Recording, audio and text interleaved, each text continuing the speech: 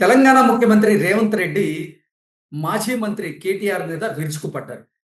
లాగులో తొండలు విడిచి కొడతా జాగ్రత్త అంటూ రేవంత్ రెడ్డి ఇప్పుడు కేటీఆర్‌కి వార్నింగ్ ఇస్తున్నటువంటి క్రమంలో అసలు ఏ సందర్భంలో రేవంత్ రెడ్డి కేటీఆర్‌కి ఈ వార్నింగ్ ఇచ్చారనేది మనం పూర్తి స్థాయిలో విశ్లేషణ చేసుకుందాం. ప్రస్తుతం మనతో పాటు ఉన్నారు ప్రముఖ రాజకీయ విశ్లేషకులు, ప్రముఖ సీనియర్ జర్నలిస్ట్ డివిఎస్ గారు. వారితో మాట్లాడండి. సార్ నమస్తే సార్. నమస్తే. తెలంగాణ ముఖ్యమంత్రి వర్యులు రేవంత్ రెడ్డి గారు మాజీ మంత్రి కేటీఆర్‌కి వార్నింగ్ ఇచ్చారు. ఆయన మీద విరుచుకుపడ్డారు. లాగులో తొండలు వదిలి కొడతా అంటూ రేవంత్ రెడ్డి ఇప్పుడు కేటీఆర్ మీద కొన్ని వ్యాఖ్యలు చేసినటువంటి నేపథ్యంలో ఏంటి సార్ అసలు ఈ వ్యాఖ్యలకు కారణం ఏంటి? ఏ సందర్భంలో రేవంత్ రెడ్డి గారు ఇటువంటి వ్యాఖ్యలు చేశారంటే ఏం చెప్తారు? అంటే ఇది ఎన్నికల సమయం కాదు. హ్మ్. స్థానిక సంస్థల ఎన్నికలు కూడా అయిపోయాయి.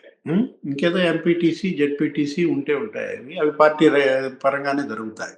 హ్మ్. ఇక్కడ ఇప్పుడు ఈ విధమైనటువంటి ద్వేషపూరిత వ్యాఖ్యలు ఇది రెచ్చగొట్టేటటువంటి వ్యాఖ్యలు అటు కేసీఆర్ చేసినా, ఇటు రేవంత్ చేసినా ఇవాళ తెలంగాణకి ఏం ప్రయోజనం? హ్మ్. ఈరోజు తెలంగాణ ప్రజలు కోరుకునేది ఏంటి? మీరు ఇచ్చిన హామీలు నెరవేర్చటం. ముఖ్యమంత్రి రేవంత్ రెడ్డి ప్రభుత్వం మరి చేశారు, చాలా చేయగలిగినంత చేశారు. ఇంకా చేయాల్సిన హామీలు ఉన్నాయి, వాటిని నిలదీస్తున్నారు వాళ్ళు, ఎవరు ప్రతిపక్షంగా. నెక్స్ట్, కేంద్రం నుంచి నిధులు రాబట్టడం, రాష్ట్ర ప్రయోజనాలు, హక్కులని నిలబెట్టడం. వాళ్ళ ప్రభుత్వం దీనిలో తలమునకలుగా ఉంటే ఏదో రకంగా వాళ్ళని చికాకు పరచాలి, వాళ్ళని పరిపాలన మీద దృష్టి పెట్టకుండా చేయాలన్నట్టుగా ప్రతిపక్షం బీఆర్ఎస్. నిన్న కేసీఆర్ మరి బయటకు వచ్చి ఇప్పటిదాకా అయింది ఒక కథ, ఇక రేపటి నుంచి మరో కథ అన్నాడు. ఇదేనా ఆ కథ? ఓకే. ఇప్పుడు అతనేదో రేవంత్ రెడ్డి మీద చంద్రబాబు ముద్రేసి తెలంగాణ ప్రజలకు దూరం చేయాలని చంద్రబాబుని విమర్శిస్తాడు.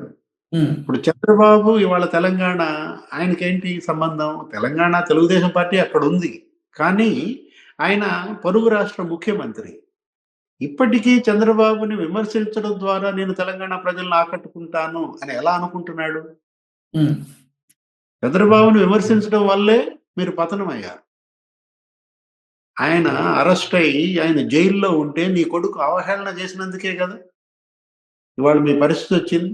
ఇప్పుడు కొద్దో గొప్ప అక్కడ తెలంగాణలో ఉన్నటువంటి చంద్రబాబు అభిమానులు, ఆయన వల్ల ఉద్యోగాలు పొందిన కుటుంబాలు, లేకపోతే అక్కడ సెటిల్ అయినటువంటి వాళ్ళు, లేదు అక్కడ ఉన్నటువంటి తెలుగుదేశం కార్యకర్తలు మీకు ఎలా ఓటేస్తారు ఈ విధమైన విమర్శలు చేయడం ద్వారా?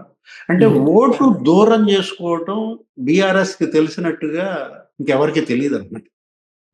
ఓట్లు తెచ్చుకుంటారా, ఓట్లు దూరం చేసుకుంటారా? అందరినీ కలుపుకుంటారా, అందరినీ విడదీస్తారా? ఇప్పుడు ఇవాళ విడదీసిన పాపమే మీకు తగిలిందని కదా. కొంతమంది పెడుతున్నారు సోషల్ మీడియాలో, రాష్ట్ర విభజన ఇవాళ కేసీఆర్ కుటుంబ విభజనతో పోలుస్తున్నారు. ఆ రోజు రాష్ట్రాన్ని విడగొట్టాడు, ఇవాళ ఆయన కుటుంబం విడిపోయిందని శాపాలు, మరి విధమైన విమర్శలు ఎదుర్కొంటుంటే ముందు ఇల్లు చక్కబెట్టుకోవాలి. ఎవరు? కేసీఆర్. అతను పార్టీని చక్కబెట్టుకోవటం అది సెకండరీ, ప్రజల్లోకి వెళ్ళటం అది ఆ తర్వాత మూడో అంశం. ముందు నీ కొడుకుని నీ కూతుర్ని కూర్చోబెట్టుకో, ఆ పంచాయతీ ఏదో సెటిల్ చేయి, హరీష్ రావు, సంతోష్ రావు వాళ్ళేదో పిలిపించు, అదేదో సమానంగా పంపిణీ చేసుకోండి. కొల్లగొట్టిన సంపద ఏమన్నా ఉంటే, మీ అక్రమ అర్జన ఏదన్నా ఉంటే, ఇప్పుడు ఆస్తులు పెరిగితేనేగా వచ్చిన తిప్పలు ఇది. ఇప్పుడు కేసీఆర్ ముఖ్యమంత్రి కాకముందు ఈ పరిస్థితి వచ్చింది ఆ కుటుంబానికి? లేదు. చక్కగా కవిత మరి లేకపోతే కేటీఆర్ ప్రతి రాఖీ పండక్కి వెళ్ళేవాళ్ళు, రాఖీలు కట్టుకుంటూ ఫోటోలు వదిలేవాళ్ళు. అరే ఇప్పుడు వాళ్ళ అన్నకి హెల్మెట్ కూడా ఇచ్చింది. అప్పట్లో ఏదో హెల్మెట్ ప్రచారం కోసం ఇదే కవిత అన్న రాఖీ కట్టుకోవడానికి వస్తే ఈమెం గిఫ్ట్ ఇచ్చింది, హెల్మెట్ పెట్టుకోమంది. అంటే ఆయన మోటార్ సైకిల్ మీద వెళ్తున్నాడా? సరే, what ever it may be, ఒక సందేశం. ఇప్పుడు మీరు ఇచ్చిన సందేశం ఏంటి? మీ కుటుంబం ఇవాళ నీ కూతురే, నీ ఎమ్మెల్యేలు ఒక్కొక్క నియోజకవర్గంలో ఎన్నెన్ని వందల ఎకరాలు కబ్జా చేశారు, వేల కోట్లు కొల్లగొట్టారు, లిస్టు చదువుతోంది. జగదీశ్వర్ రెడ్డి మీద పడింది, మొత్తం లిస్ట్ అంతా బయట పెట్టింది. నిరంజన్ రెడ్డి గురించి చెప్పింది. నిన్న లేటెస్ట్ గా ఎవరైనా మాధవరం కృష్ణారావా? ఉమ్. కృష్ణారావు బతుకు భాగవతం మొత్తం బయట పెడతానని చెప్పి ఆమె ఏదో వరుస పెట్టి చదివింది. అవును. వీళ్ళేమో ఆమెని, ఆమె భర్తని, వాళ్ళ యొక్క వసూళ్ల గురించి మాట్లాడుతున్నారు. ఇప్పుడు కవిత సొంత వసూళ్లు ఇవాళ ఆస్తి అనిల్ కోసం సొంత చెల్లినే మెడబెట్టుకొని బయటకి గింటినోడివి, ఆవిడకే సమాధానం చెప్పలేని వాడివి, నాకు సవాల్ విసురుతావా అంటూ రేవంత్ రెడ్డి కేటీఆర్ మీద విరుచుకుపడ్డారు. అంటే ఇక్కడ ఇష్యూ ఇది రేవంత్ కేటీఆర్ది కాదు. ఉమ్. కేటీఆర్ ఒక ఫెయిల్యూర్ లీడర్ గా మారిపోయాడు. ఒక ఫెయిల్యూర్ వర్కింగ్ ప్రెసిడెంట్ గా ఇవాళ ఎవరో కాదు, వాళ్ళ తండ్రే చెప్తున్నాడు కదా. ఉమ్. ఇప్పుడు ఇన్నాళ్ళు బయటకు రాలేదు, కొడుకు పగ్గాలు అప్పచెప్పాడు, ఇప్పుడు నేనే వస్తున్నా అంటే అర్థం ఏంటి? ఉమ్. ఎవరి వైఫల్యం? ఇప్పుడు వర్కింగ్ అంటే ప్రెసిడెంట్ రేవంత్ రెడ్డిని కేటీఆర్ కేటీఆర్ తీసుకొస్తున్నాడా? సమర్థవంతంగా ఎదుర్కోలేకపోయారని భావించే కేసీఆర్ బయటకు వచ్చారంటారు. అదే కదా ఇప్పుడు ఆయన అన్నది. ఏది ఇక నుంచి నేనే బయటకు వస్తున్నాను, ఇక నేను వచ్చేసాను హైదరాబాద్కి, ఇక నేను రాజకీయం చేస్తాను, నేను ప్రెస్ మీట్లు పెడతాను అంటే ఏంటి? మూడో స్థానానికి పడిపోయినా గుర్తొచ్చిందా? ఓకే. స్థానిక సంస్థల ఎన్నికల్లో చిత్తుగా ఓడిపోయినా గుర్తొచ్చిందా పార్టీని బతికించుకోవాలని? అదైనా ఏది చక్కదిద్దుకోవడం ఇంటి నుంచి బిగిన్ చేయండి, ఎవరైనా కేసీఆర్ అయినా. ఇప్పుడు ఇవాళ రేవంత్ రెడ్డి కూడా మాట్లాడుతూ ఏంటి అసలు ఏమన్నాడు? మీరు అది ఇంట్రోలో చెప్పారు ఏంటి? తొండలు వదిలి లాగులో తొండలు విడిచి కొడతా. కొట్టడం ఎందుకు? ఉమ్. తొండ వదిలిన తర్వాత గిలగిల కొట్టుకుంటాడు. అతనే తొండ, అతను కుస్తీ పడతారు, మళ్ళీ కొట్టడం ఎందుకు? ఉమ్. అది థర్డ్ డిగ్రీ మెథడ్స్ ఇంకా రేవంత్ రెడ్డి ఇంకా పూర్తిగా తెలియదు అనుకుంటా. ఇప్పుడు ఇవన్నీ కూడా ఏంటి? ప్రజలనో లేకపోతే వాళ్ళ యొక్క ఫ్యాన్స్నో అమ్యూజ్ చేయొచ్చు, కానీ ఆలోచన పరులు, విద్యాధికులు, తెలంగాణలో హేతుబద్ధంగా ఆలోచించే వాళ్ళు ఈ విమర్శల వల్ల వెనకపోయే ప్రమాదం ఉంది. ఉమ్. అది కూడా తెలుసుకోవాలి. వాళ్ళు రేవంత్ రెడ్డిని ఏదో రకంగా డిస్టర్బ్ చేసి ఈ విధంగా పిచ్చి పాటలు మాట్లాడించాలనే ఆయన నిన్న రెచ్చగొట్టాడు. అంటే ఉమ్. కేసీఆర్ ట్రాప్ లో రేవంత్ రెడ్డి పడకూడదు. అతను కాకలు తీరిన రాజకీయ నాయకుడు. ఏది ఇవాళ ఏదో రకంగా రేవంత్ని రెచ్చగొట్టి ఈ విధమైన వ్యాఖ్యల ద్వారా అతన్ని ఏదో డిమినిష్ చేయాలని ఆయన తాపత్రయం. ఇప్పుడు ముఖ్యమంత్రిగా రేవంత్ రెడ్డి పైన ఉన్న ప్రధాన బాధ్యత ఏంటి? నిన్న ఆయన చేసిన ఎలిగేషన్స్, పాలమూరు రంగారెడ్డి దాని గురించి మాట్లాడండి. మహబూబ్ నగర్ మీదే మాట్లాడాడు. అది సీఎం సొంత నియోజకవర్గం, సొంత జిల్లా. అక్కడ పాలమూరు సమస్యల పైన ఆయన మాట్లాడుతున్నాడంటే ఆయన ఆల్రెడీ బెల్ కొట్టాడు. ఎవరు? కేసీఆర్. అంటే కేసీఆర్ అటు నల్గొండ, ఇటు మహబూబ్ నగర్, రంగారెడ్డి ఈ జిల్లాలపైనే రేపు అతను కన్నేశాడు. ఎక్కడైతే తను వీక్ అయ్యాడో ఆ 3 జిల్లాల్లో మళ్ళా బీఆర్ఎస్ ని నిలబెట్టడం కోసం రేపొద్దున కార్యాచరణ అతను సిద్ధం చేసుకుంటున్నాడు. దాంట్లో భాగంగానే పాలమూరు, రంగారెడ్డి.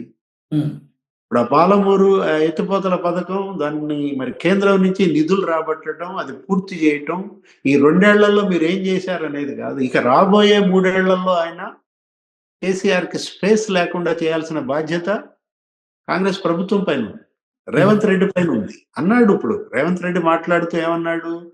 నేను రాజకీయాల్లో ఉన్నంత కాలం కేసీఆర్కి భవిష్యత్తు లేదు అన్నాడు. బీఆర్ఎస్ కి వచ్చే ఎన్నికల్లో భవిష్యత్తు లేదు అన్నాడు. ఎవరు? రేవంత్ రెడ్డి రాజకీయాల్లో ఉన్నంత కాలం అంటే ఎంత ఆయన వయసు? ఇంకో 25 ఏళ్ళు మరి రాజకీయం చేసే అంత శక్తి అతనిలో ఉంది, స్టామినా ఉంది. నిన్న కూడా ఫుట్బాల్ ఆడినట్టున్నాడు మెస్సీతో. ఇప్పుడు ఆ ఫుట్బాల్ మెస్సీతో కాదు ఆడాల్సింది, ఎవరితో? కేసీఆర్తో ఆడతాడా, కేటీఆర్తో ఆడతాడా? అంటే ఇప్పుడు ఒకటి ఆరోగ్యంగా ఉన్నారు, అది మాత్రం వాస్తవం. పూర్తి ఫిట్నెస్ తోనే ఆయన బయటకు వచ్చాడు. ఆయన చేసిన విమర్శలు, ఆయన ఇచ్చిన ప్రెస్ మీటు, పాత కేసీఆర్ గుర్తొచ్చాడు. తస్మాత్ జాగ్రత్త. ఏం మాత్రం స్పేస్ ఇచ్చినా అతను కేసీఆర్. రేవంత్ పోరాటం కేటీఆర్ మీదో, కవిత మీదో, హరీష్ రావు మీదో అయితే ఓకే, నో ప్రాబ్లం. ఏది ఫుట్బాల్ ఆడేస్తాడు, కానీ ఆడాల్సింది ఎవరిపైన? కేసీఆర్ పైన. అతను ఇవాళ తీసుకున్న సబ్జెక్ట్ ఏంటి? నీ జిల్లా ఏది? మహబూబ్ నగర్ జిల్లా, నల్గొండ జిల్లా. అంటే ఏంటి? ఉత్తమ్ కుమార్ రెడ్డి లేకపోతే కోమటిరెడ్డి వెంకటరెడ్డి, తస్మాత్ జాగ్రత్త అనమాట. అతను తీసుకున్న సబ్జెక్ట్ అది. మేల్కోవాలి. ఇప్పటికైనా అక్కడ నల్గొండలో, లేకపోతే మహబూబ్ నగర్‌లో, రంగారెడ్డిలో ఎక్కడైతే కాంగ్రెస్ పార్టీ గట్టి పట్టుందో ఆ జిల్లాల్లో మరింత పట్టు పెంచుకోవటం, బీఆర్ఎస్‌ని మరి డైల్యూట్ చేయటం, వీకెన్ చేయటం. ఆల్రెడీ చేశారు కాదనం. జూబ్లీ హిల్స్ మొన్న ఎన్నికే మనం చూసాం కదా! హ్మ్. ఉప ఎన్నిక జూబ్లీ హిల్స్ ఎవరు కేసీఆరే నుంచున్నట్టుగా ఫీల్ అయ్యారు. అసలు అక్కడ క్యాండిడేట్‌ని చూసి ఓటేయొద్దు. కేసీఆర్‌ని చూసి ఓటేయండి. కేటీఆర్‌ని చూసి ఓటేయండి అని పిలిపిస్తే ఎన్ని ఓట్లు పడ్డాయి?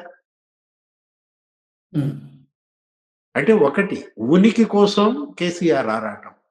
హ్మ్. ఉనికి లేకుండా చేయటం కోసం రేవంత్ పోరాటం. అమెరికాలో బాత్రూములు కడగడం అనుకున్నావా నాతో మాట్లాడడం అంటే? మీ తండ్రి గారిని అడిగి తెలుసుకో అంటూ రేవంత్ రెడ్డి కేటీఆర్‌ని హెచ్చరించారు. అంటే ఒకటి. అది ఒకటి బాత్రూములు కడగటం లేకపోతే అక్కడ అది అలాంటి పొరపాటు మాటలు మాట్లాడకూడదు. ఏదో స్టూడెంట్స్ వస్తారు. ఎఫ్1 మ్యాథ్స్ చదువుకుంటున్నటువంటి పిల్లలు ఇక్కడ రెస్టారెంట్‌లో పనిచేస్తుంటారు. అంత మాత్రాన వాళ్ళు ఏంటి ఇక్కడ దాన్ని మనం ఫాల్స్ ప్రెస్టేజ్‌గా చూడకూడదు. అదేంటి వాళ్ళ యొక్క పనుల్ని అవహేళన చేయకూడదనమాట. ఇక్కడ ఒకటి తనేమన్నారు శపథం ఏదో చేశాడు. హ్మ్. ఆ శపథానికి కట్టుబడి ఉన్నాడు. లేదు మీరు ఎప్పుడో దసరా పండగకో లేదో దీపావళి ఏదో బాంబులు పేలుతాయి అన్నాడు లక్ష్మీ బాంబు. హ్మ్. పేలిందా? చెప్పు ఎన్ని దీపావళిలు అయిపోయినాయి? ఆ 2 ఫార్ములా దీపావళి. ఈ కార్ రేస్‌లో ఆయన ఎవరు ఆ పొంగులేటా? ఆ? హ్మ్. పొంగులేటి శ్రీనివాసరెడ్డి రేపు దీపావళికి బాంబు పేలుతుందన్నాడు. హ్మ్. తుస్సు మనదనే కదా ఇవాళ మీరు అవహేళనకు గురవుతోంది. హ్మ్. ఇవి పేలే బాంబులు కాదు, తుస్సు బాంబులు అని కదా ఇప్పుడు వాళ్ళు ఆ విధంగా చెలరేగిపోతుంది. ముందు ఆ బాంబులేం పేల్చండి. ఏది ఏది ఇప్పుడు ఫార్ములా ఈ కార్ రేస్ వర్కౌట్ అవుద్దా? హ్మ్. కేటీఆర్‌ని అరెస్ట్ చేయగలరా? హ్మ్. లేదు బండి సంజయ్ అన్నారు గదా!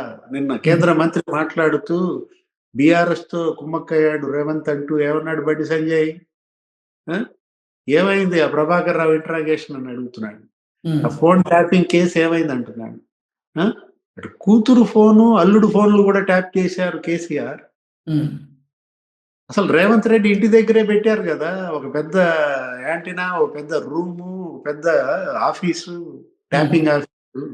రేవంత్ వంటగదిలో ఏ కూరొండమని భార్యకి చెప్తున్నాడో గూడా వాళ్ళు ఇన్నారని ఏమైంది ఆ కేసులు?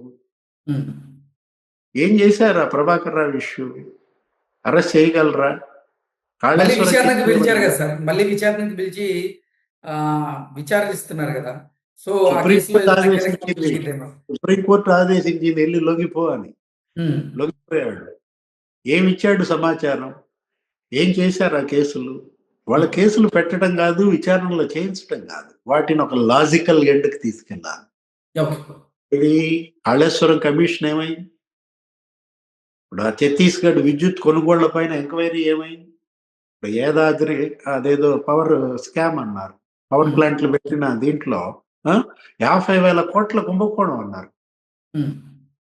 విద్యుత్ కొనుగోళ్ల కుంభకోణం, యాదాద్రి, భద్రాద్రి పవర్ భద్రాద్రి. పెట్టడం వీటన్నిటిపైన ఏం విచారణ చేశారు? 2 ఏళ్లలో ఆ విచారణలు ఏ స్థాయికొచ్చాయి? హ్మ్. ఇప్పుడు ఇచ్చిన హామీలు నెరవేర్చారు. ఆ నెరవేర్చినందుకు ప్రజలు కూడా సంతృప్తిగా ఉన్నారు గాబట్టే మీకు జూబ్లీ హిల్స్‌లో ఓట్లు పడ్డాయి. హ్మ్. ప్రజలు మీ వైపు ఉన్నా గూడా మీరిప్పటికీ కూడా ఏది వచ్చిన అధికారాన్ని వాళ్ళ సద్వినియోగం జేసుకోవాలి. హ్మ్. అవతల అపోజిషన్‌కి స్పేస్ లేకుండా చేయాలి. ఓకే. ఆ దిశగా కాంగ్రెస్ పార్టీలో ఇవాళ ఒక కట్టు రావాలి. ఇప్పుడున్న ఐక్యత ఇంకో 3 ఏళ్ల పాటు కంటిన్యూ అవ్వాలి. అవుద్దా? ఇప్పుడు కోమటిరెడ్డి వెంకటరెడ్డి, లేకపోతే ఉత్తమ్ కుమార్ రెడ్డి, రేవంత్ రెడ్డి, జానారెడ్డి, వీహెచ్ వీళ్ళందరూ ఇదే ఐక్యతతో రాబోయే 3 ఏళ్ళు గూడా కాంగ్రెస్ పార్టీని ఇలాగే నిలబెడితే నిజంగానే రేవంత్ శపథం నెరవేరుతుంది. Okay. Okay sir. Thank you so much. నమస్తే.